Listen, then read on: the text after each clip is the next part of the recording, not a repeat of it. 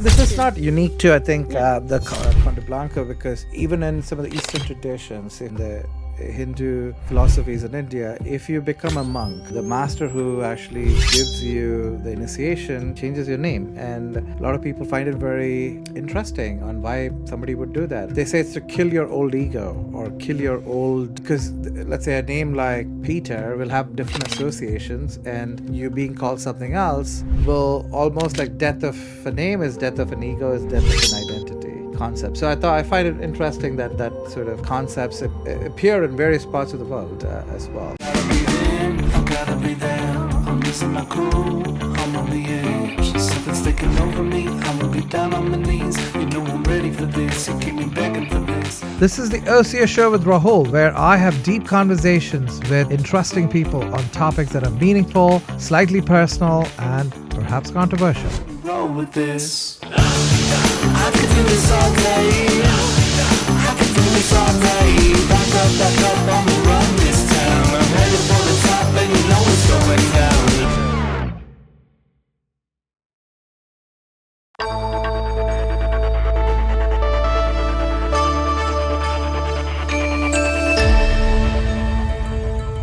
And then they didn't listen. And then I yelled, "Captain, this turn is gonna collide to the platform. Stop it!" And then the captain moved forward, and then we took off. If you watch from outside, the people in the platform would be like, "What did they do? Why did they come so close and then left?" What would have happened if it collided? You think that would have killed the platform? In the end, when we left, the captain lay down on the floor and started shaking.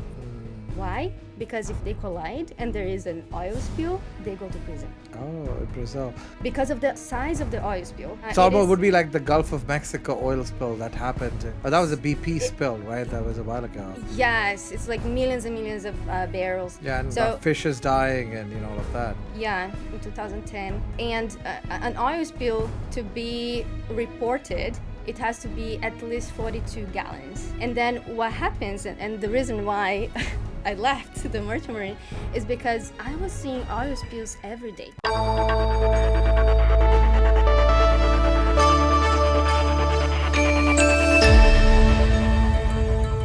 The drill sergeant, he heard that I could do 100 push-ups. And then we were in the auditorium that day. And Could you still do 100 push-ups? I can do like 40. Oh, wow, okay. We have a separate show for that. We were in the auditorium, and the goal of being in the auditorium, during the boot camp, you just stare to nothing and they scream at you. That's the goal. And then they yell at you, bad things, whatever. And then he came, and then you come with me. And then we went to the back of the auditorium. I was like, what is happening? What is it gonna do to me?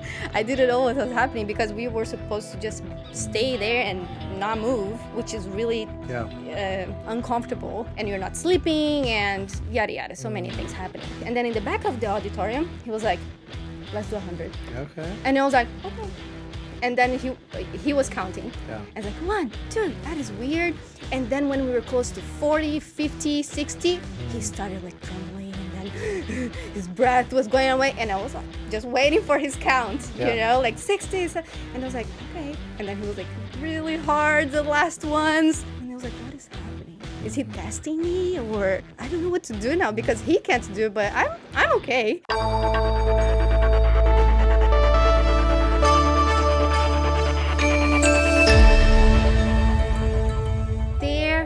I put my toe in the water of spirituality because the person who founded that coaching program that I signed up for is a shaman. What's it called? And where are they located? They are in Chile, and the organization is called Condor Blanco International. Are and they in are Santiago everywhere. Or the mountain? It is close to Patagonia in Pucón. They're in a forest reserve there in a mountain. That's where he lives. The headquarters is there. And every summer they have specific activities. For example, the master coaching graduation is in the mountain. The training that I got was really holistic.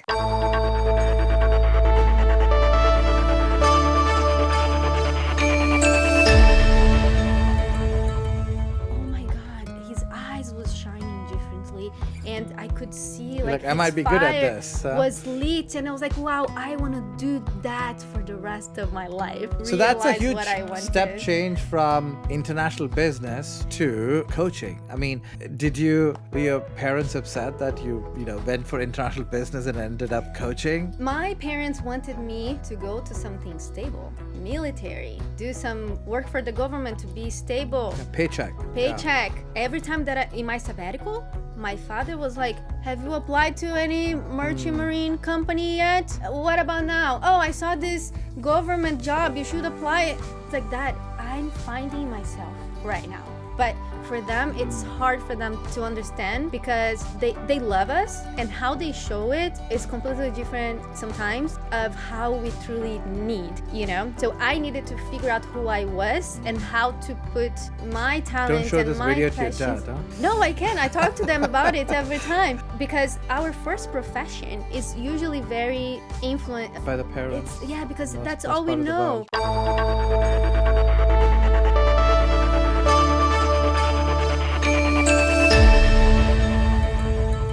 You changed your name and you live in Santa Cruz Mountain. So tell us about the name change. What happened? Why? Yes, I heard of a spiritual teacher. I got very skeptical, and I was like, who is this person? Because you were raised, Catholic? Christian. I was going to church, and I loved Jesus and Jesus all the way. And then I'm like, this is weird. But at the same time, I went and did my master coaching graduation in the mountain, and then I met him in person. I don't know if you have met a spiritual teacher before. They know things about you just by looking at you. They know there's a lot of things to read through your aura or through reading in between lines. So meeting him was really powerful in that sense. I was not convinced. What is his name? He runs the Condor Blanco community. Yes. So he doesn't run it anymore. He has other people running it, but he is still the spiritual teacher. And his name is Sujavan Sola. I've studied from different spiritual teachers, reading Yogananda, and because I love learning about spirituality, philosophy.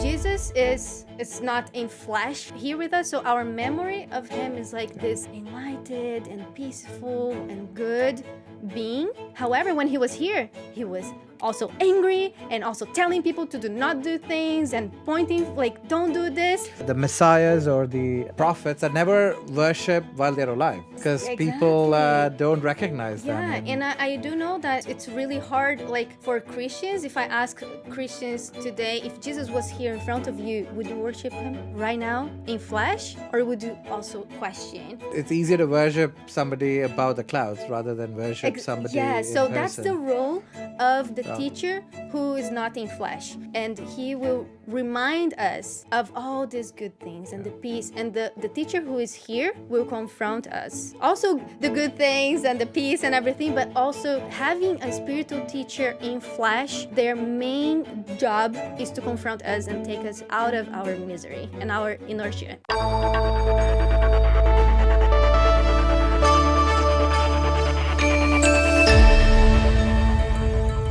After fasting for 24 hours, your stem cells productions increase to the point that gut repair after 24 hours. After 3 days of fasting, 72 hours, your systemic stem cells production increases, which means that after 72 hours of fasting, your whole body starts to be repaired because you produce new stem cells.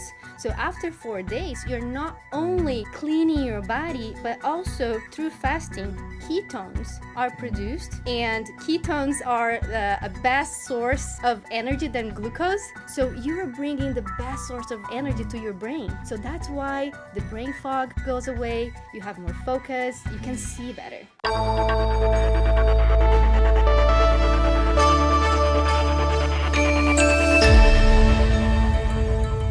During the Vision Quest, we dream about lasagna. And then when we come back and talk to the person who was eating for us, they're like, hey, how was it to eat for me? I was like, I don't know why, but I was dreaming about lasagna. And we have this connection. How do you explain that? So it's the brainwaves. Exactly. And you think Things that like that person eating that lasagna is going to satisfy you in some ways? it does Apparently. happen.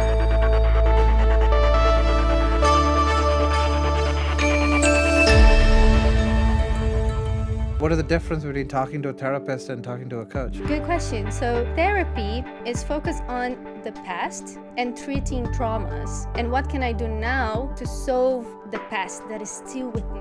And coaching, it's more towards the future. I know what I want to be and what can I do now to get there. So you see, therapy is here and coaching is there. It's like future oriented. When someone comes to me to looking for coaching, if someone is too much in the past and victimizing and blaming people in the past, or is only here talking about their past, they can't look at the future. They don't need a coach, they need a therapist. I can't even work with them because they're not ready to look at the future yet. So that is the main difference. And coaching can be therapeutic.